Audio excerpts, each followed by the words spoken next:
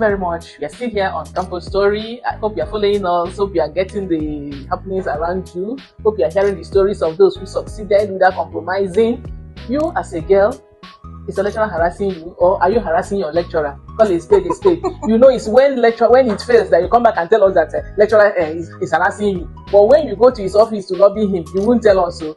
Whatever it is, whether you are the one harassing a lecturer or a lecturer is harassing you, I want you to hear the story of those who went to that university like you and they came out clean. They completed their academics with merit.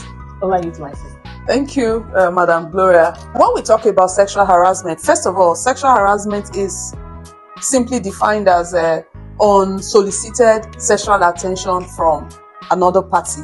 So both male and female can be victims of sexual harassment, but it looks like the society is more poised to talking about sexual harassment as it affects women. Maybe because it's actually more rampant, for women to be sexually harassed. Now, this is one vice that is very prevalent on campus, and it doesn't mean that you cannot survive it. Some of us pass through the same system, experience the same. There will always be one rogue lecturer or two who thinks that you need to have sexual relations with them to get their favor or to pass your course and all of that. But for me, as a young person, my guiding light was my faith. I am a Christian. I've always been a Christian, and so the word of God mattered more to me than temporarily getting a good grade. And I will share an experience. I actually had a carryover that I carried over from year 1 to year 4. I didn't know what the problem was. I had passed all my courses. I was passing every other course except this one. I'll write the exam and then when the results come out, I'll fail it. I'll write the exam the following year. Until my final year, I still didn't even know what the problem was. So, you have to go to the lecturer's office to get them to sign your course form. So I went to his office in a different department.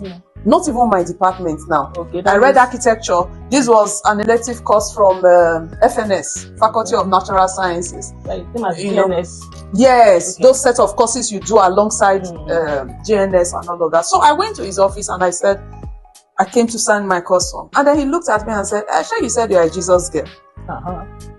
You don't want to come and see me, so you will keep writing it. That was when it dawned on me that, this wasn't random.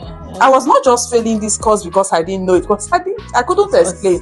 And then he said, anyway, if you don't want to come and see me, you go and write it again. Maybe your Jesus will help you pass the course. And I thought, so that was it. And I went.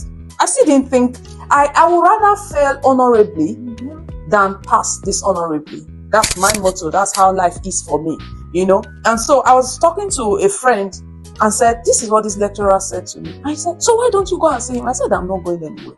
I'm just going to write it. If he likes, let him fail me again. I'll keep writing it until I pass the course. And as God will have it, this time I wrote it and I got whatever grade came out of it.